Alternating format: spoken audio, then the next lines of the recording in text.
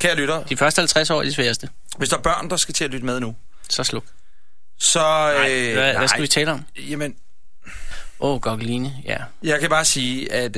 Nej, Anders, det er fandme en børnebog. Det er en børnebog, og ved du hvad, hvis børnene er der...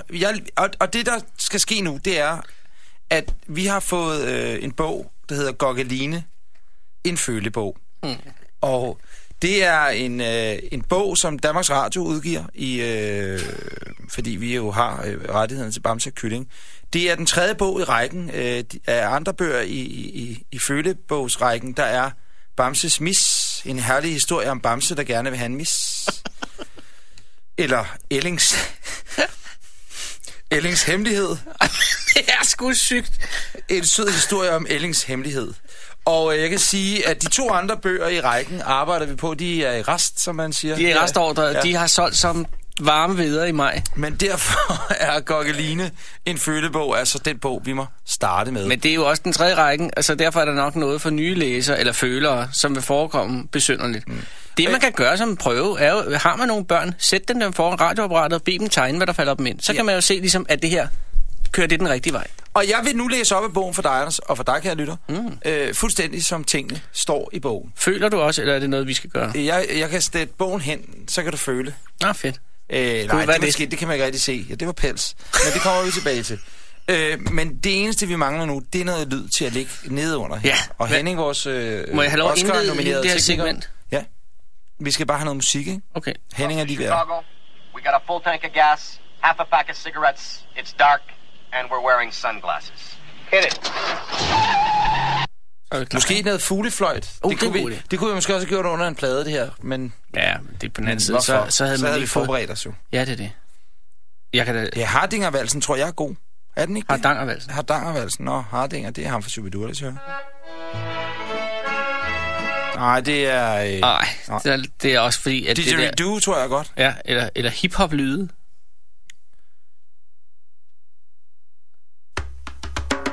Ja, det er kraften. Undskyld. Det er Surf Safe, som er der den. Kære lytter, det her er oplæsning i De Sorte Spejdere fra bogen Gokkeline. En følebog.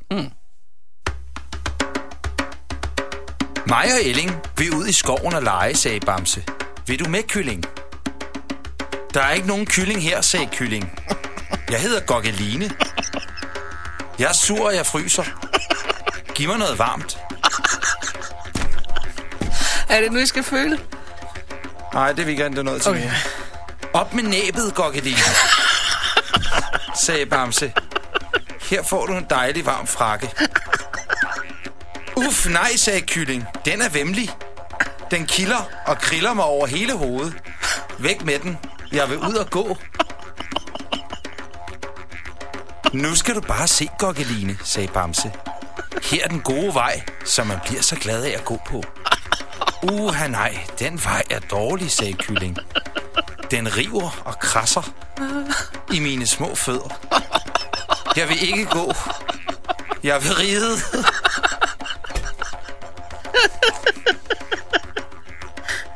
Nå da, Gokkeline, vil du ride? Her så man lige dig komme ridende, sagde Bamse. Fik man også et lille smil at se. Nej! Det er ridedyr og rejsom, sagde Kylling. Jeg bliver alt for svedende varm på mine ben. Jeg vil ikke ride. Læg mig straks på ryggen.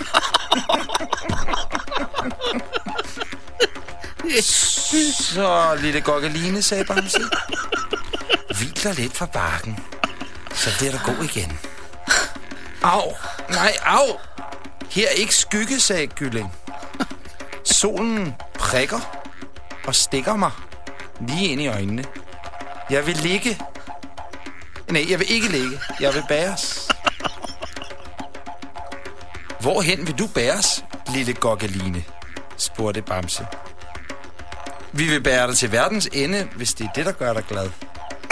Nej, vi vil give dig den i enden, hvis det er det, der gør dig glad. Det stod der ikke. Eller stod det? Det tror jeg ikke. Hvor vil du have den, Gokkeline? Ja. Vi vil have... Hvis du vil have den i enden, vi vil gøre alt i enden, hvis bare det gør dig glad. Det er det, der står. Ellers tak, sagde Kylling. Ikke i den her hængekøje. Den krøller mig sammen, så jeg bliver vind og skæv. Sæt mig i min rede. Det er dog det mest afstumpede, jeg nogensinde har hørt. Ved du hvad, sagde Bamse, mens du øver dig på at blive det glad, løber mig og Elling ud i skoven og leger med hinanden. Farvel så længe, Gokkeline. Der er ikke nogen Gokkeline her, sagde Kylling. Der er kun mig, Gokkeline. Jeg er glad. Jeg skal med ud i skoven og lege med jer 2. 1, 2, Gokkeline. Jeg kommer nu. Snip, snap, snude. Så er historien ude. Jeg kan godt lide den.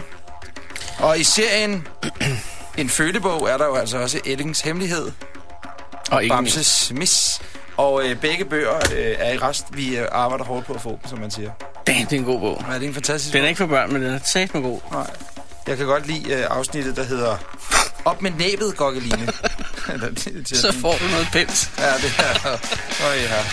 Nu spiller vi lidt musik, ja. Og så er dagens nyhedsvært Christoffer Meinert netop var entreret i studiet. Og han har Bordeaux på, og det betyder, at der er nyheder på vej. Ja.